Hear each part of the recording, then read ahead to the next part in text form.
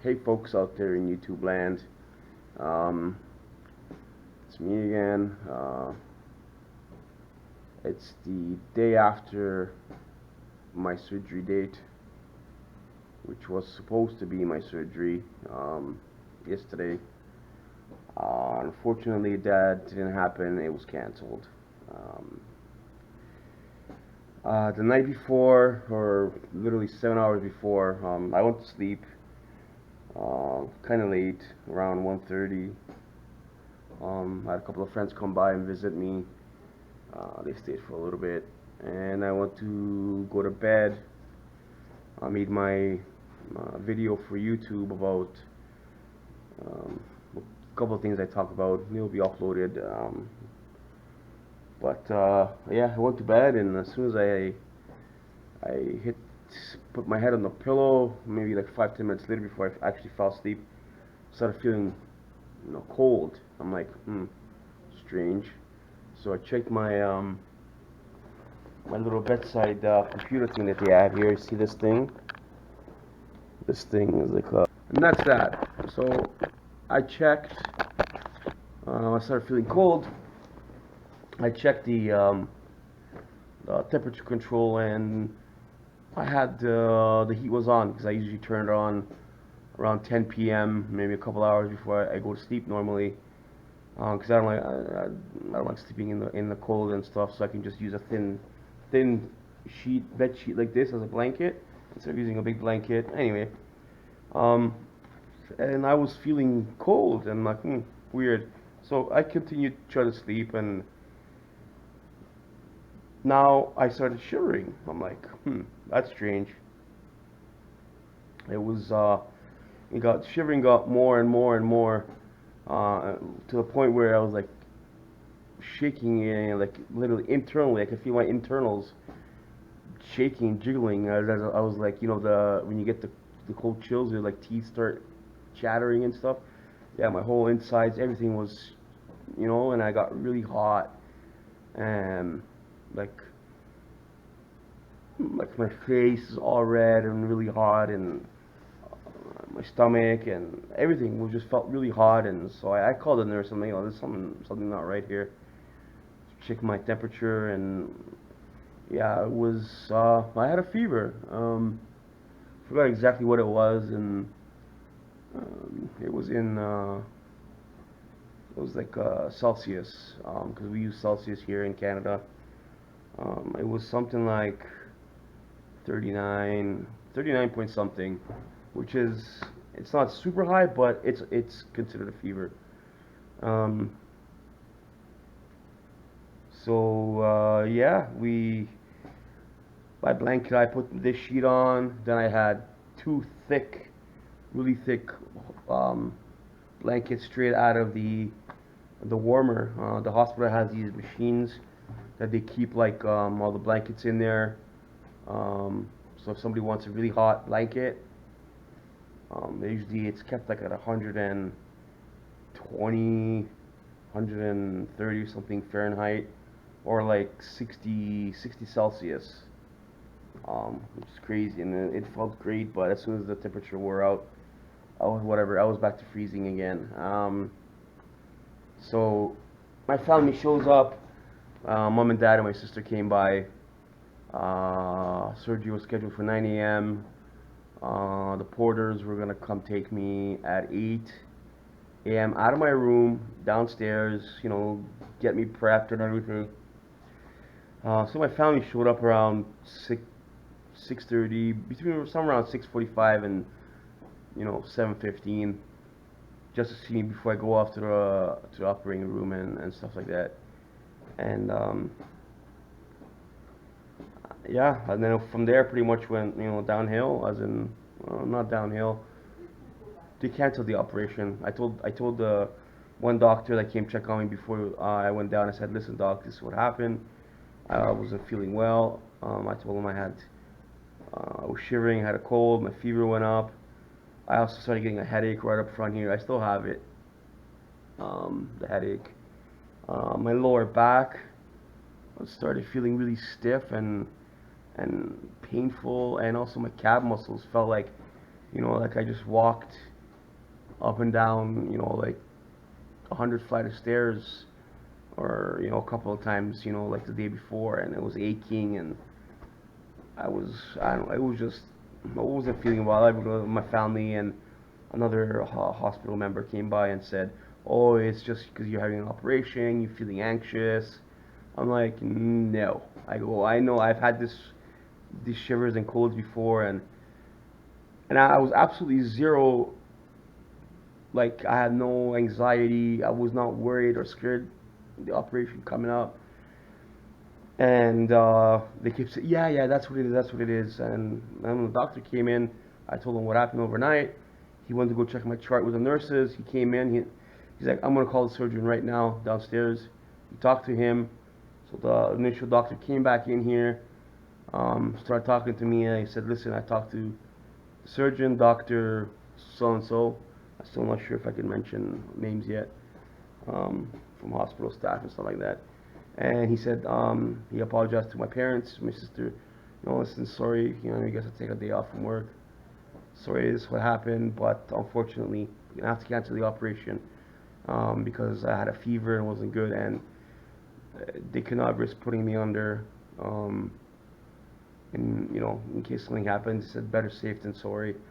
And I said, see, I knew it. I knew there was something. So apparently, got some kind of infection. I had in here, right here, if you can see, I had what is called a PICC line inserted that they use in the operating room when they give me my anesthesia or whatever, and anything you can draw blood from there. It's a line that went up from here, inserted here, it went all the way up and down to about here, the big vein that leads to the heart. So they do that, whatever. They think that might have got infected and got the infection because of that. So they had to remove that. And they put this thing in, so I can get an IV. It's similar, but it just goes into the vein right here, and that's it. It does not come all the way up. So it's just an IV line or whatever you want to call it. So they tried, as you can see, here and here. They tried a couple of times to get this into me, and they couldn't. So they finally found a spot right here to do. They got it in. They inserted that over here for me. It lasted the whole, oh gee, not even half an hour. Half an hour, sorry, not even 24 hours. And it was okay, and everything was fine. And this morning I woke up. The nurse woke me up sometime this morning, to do another, what's it called? They were giving me, I forgot what the medication is called now, for the infection. But anyway, she tried to go flush the line to clear the line out, make sure it was okay, and it wasn't working. Something was wrong, and she looked a bit deeper into it, and the thing, the needle line thing, whatever, it totally came out of my vein. It was just hanging on its side under the tape. So I was like, great, I'm gonna have to get the specialist to come and redo the line. So as you can see here, this is where they put that line. So I get my IV drips and stuff through here. Yeah, so this time we put this gauze tape thingy over it, and then put the tape on top to make sure that it stays firm, because here, this one, when they add it here, as I said, I woke up and the tape has the edges of the tape. I don't even need this on here anymore. The edges of the tape came up and stuck to my pillow. See it all in these areas that they tried poking me here, tried poking me here, here. They couldn't get a good blood flow from the veins. And then that's when they finally got me here. But yeah, it stuck to the pillow, and I don't know if that was the cause or not. I tried to remove my hand from the sticky tape off the pillow by just lifting the edges. I don't know if that was my fault or not, or it just came off by itself. Anyway, this is here now, and this one should hopefully stick and wait there. But yeah, that was that. And that's it for now.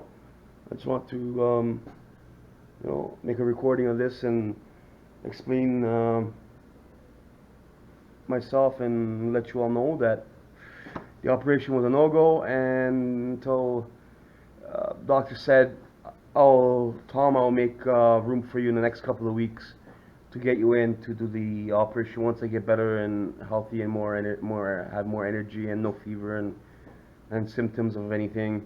Just want to make sure that I am strong and healthy and nothing in me, obviously. Yeah, which is great and all. Right away, the same day, within a couple of hours, they came and brought a portable chest X-ray machine. They did an X-ray on my lungs to make sure I was, everything was okay. They drew blood. When I started the PICC line, they took some blood from the PICC line, and also when they took a blood sample from here, so they compare the blood from this, the good blood, let's say, and compare the blood from here, and so they do it's called a blood culture. Hello. They say hello. Hi. And they put another one there? Which? I have this from upstairs. You were upstairs before, right? Yeah. Okay, I got these things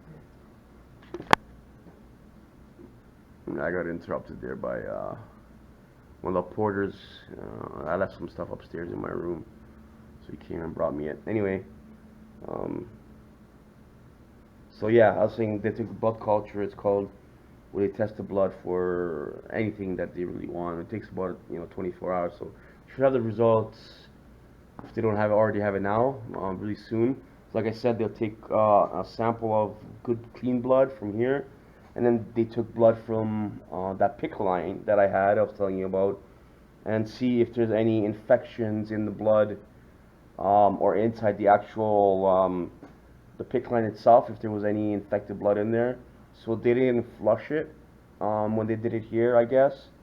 So to make sure if there's any infection in the blood or infected blood in the line, they get that fully, instead of when you flush a line, it's could get rid of all the bacteria and they won't know the proper results. So they did that. They got the samples from both, and they said they're going to remove this PICC line just in case that was the cause of the infection. So they did. They pulled that out, and they just left me today. A lady came and inserted this for me, so they could do the IV drip, and yeah, and that's that. I'll have more videos to come. Thanks you guys for watching and staying with me throughout my journey and watching me and all the support. I thank you for. If you want to keep following me, like I said, I will be making at least one video a week. So just please, down below, smash that subscribe button, hit like, leave a comment, good or bad. Like I said, there always be haters on the internet, and at least I'm doing something about my health and my problem instead of making it worse, right? Anyway, thanks for listening. Stay tuned for more updates, more videos, and I'll talk to you guys very shortly. And remember, keep your head up and keep swimming.